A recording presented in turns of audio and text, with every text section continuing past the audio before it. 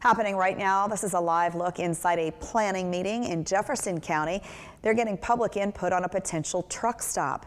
Community members are sharing their input on that plan tonight, and our Julia Miller is there following the discussion. Julie, this process requires 2 public meetings, starting with tonight's. The Planning Commission hopes to get feedback from residents. I'm told some residents have concerns about what this development could mean for the area.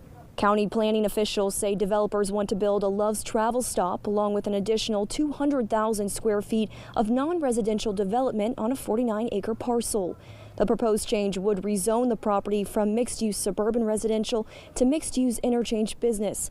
The property is located off I-10, exit 217, just behind the Subway and Shell gas station.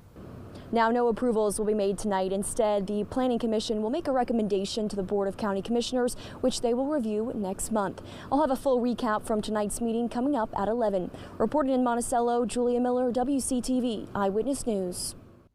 And we do want to point out this project is different from another controversial truck stop that we reported on earlier this year. That project would include the addition of a new traffic light near US 19 and Nash Road and would bring the county its first ever traffic light.